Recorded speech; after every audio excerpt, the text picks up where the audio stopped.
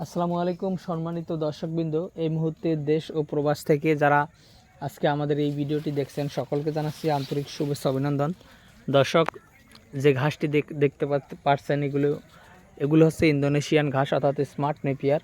দর্শক, এই ঘাসগুলো খুবই নরম এবং মিষ্টি হয়। দেখেন, এগুলো আমরা দীর্ঘ 5 মাস রেখে দেওয়ার পরে এরকম হয়েছে।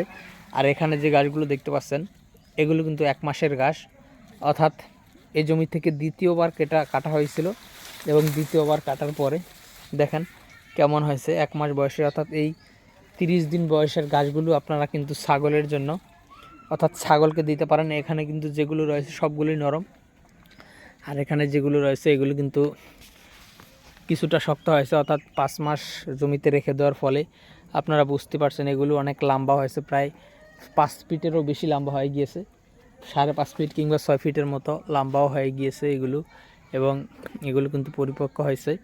তো দর্শকবৃন্দ, এগুলো আমরা যেহেতু কাটিংয়ের জন্য রেখেছি, আপনারা যারা এই ইন্দোনেশিয়ান স্মার্ট নেপিয়ার ঘাস আপনাদের জমিতে লাগাতে চান, যারা এই ঘাসের কাটিং সংগ্রহ করতে চান, তারা অবশ্যই আমাদের স্ক্রিনে দেওয়া নম্বরে আমাদের সাথে যোগাযোগ করলে আমরা সারা বাংলাদেশে, বিশেষ করে আপনি যদি জেলা পর্যায়ে নিতে চান কিংবা উপজেলায় কিংবা থানা পর্যায়ে, এমনকি আপনি যদি হোম ডেলিভারি নিতে চান, সেক্ষেত্রে কিন্তু আমরা এই ঘাসের কাটিংগুলো হোম ডেলিভারিও দিয়ে থাকি।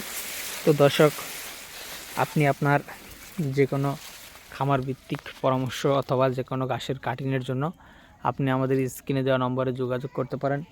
তাহলে আমরা চেষ্টা করব সঠিক পরামর্শ দেওয়ার, অথবা আপনি যদি কাটিং নিতে চান তাহলে চেষ্টা করব সুস্থ সবল এবং পরিপক্ক ও ভালো মানের কাটিং আপনাদের হাতে পৌঁছে দেওয়ার। তো দর্শক, আজকে ভিডিওটি এখানে শেষ করলাম।